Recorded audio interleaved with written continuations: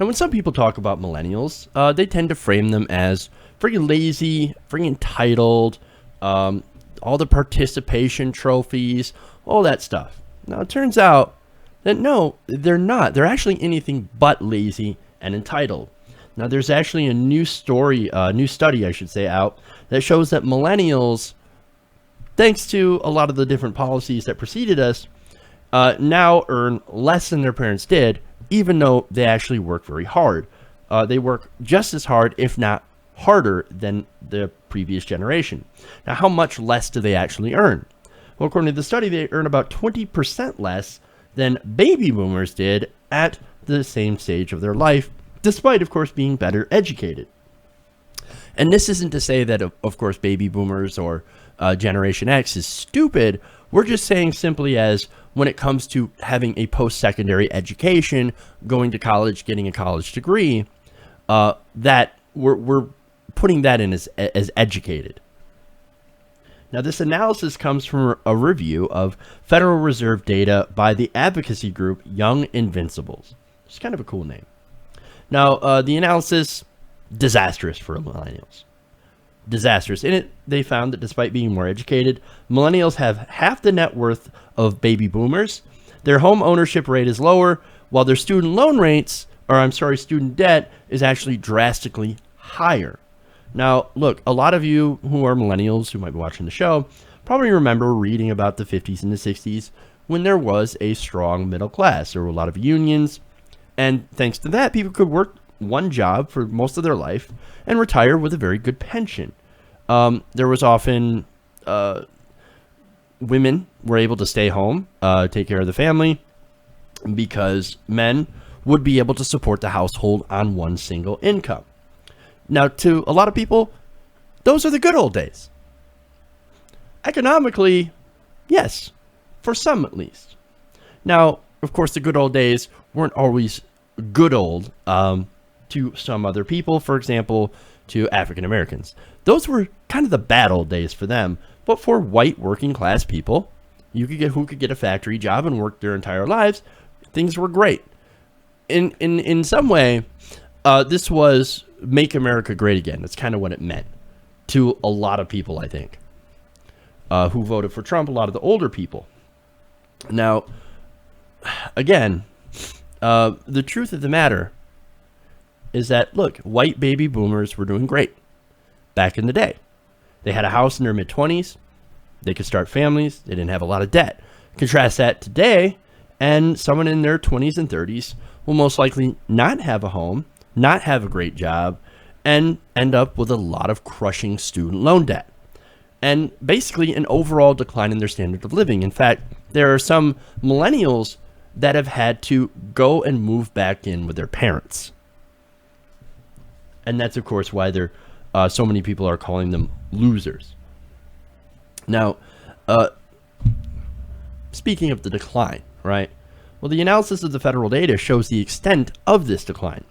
Now, it basically compared 25 to 34-year-olds in 2013, the most recent year available to the study, to the same age group in 1989. Now, notice that is not boomer, that is actually more Generation X, after adjusting for inflation.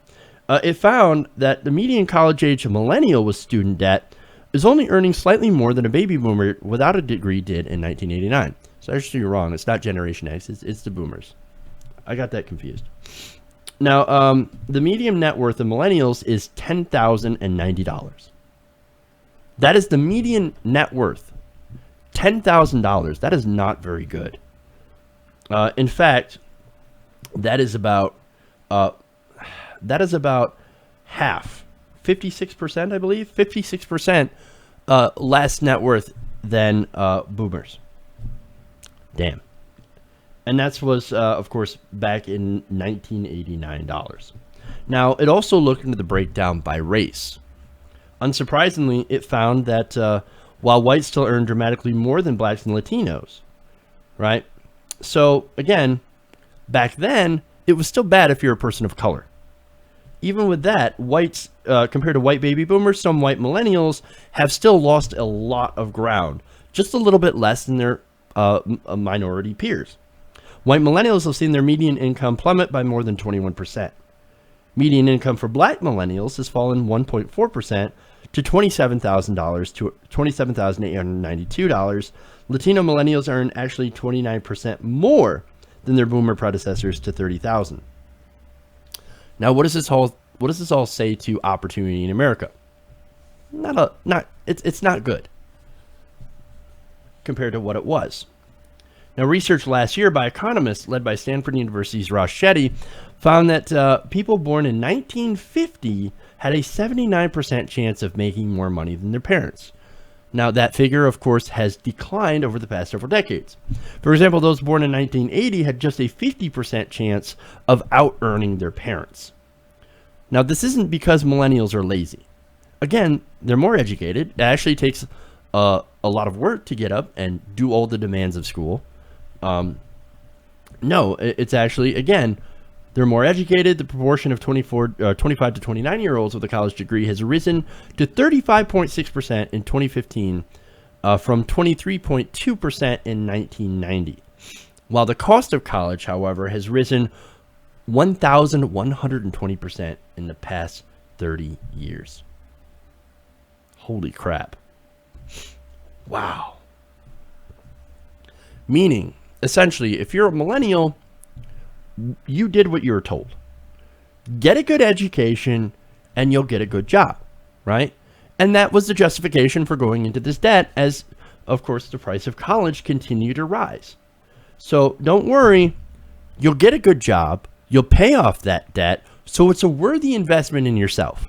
I remember hearing that all the time when I was growing up. Don't worry about the student loans. It's going to be fine. It's going to be fine. You'll pay it off. And sadly, unfortunately for us, well, we held up our part of the bargain, got an education, but the jobs never came. That career was never held up. Instead, what you're seeing a lot of is millennials with crushing student loan debt taking out minimum wage jobs, sometimes 2 or 3 of them. Millennials are working themselves harder and turning into something called work martyrs, who essentially never take a sick day or take vacation for fear of looking easily replaceable. I did a study on that as well, how a lot of millennials are work martyrs. Millennials are also putting off buying new homes, new cars, getting married, having families. And look, it's not because, again, we're lazy, and it's also not because we're immoral. You'll hear that argument as well. Oh, these millennials are not getting married. They're not doing this. They're not having families. What are they doing? They just want to sit there and have fun. No, it's because we can't afford families. We can't afford to do all that stuff.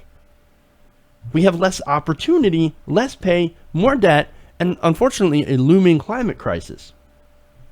And this is after growing up during the worst recession since the Great Depression.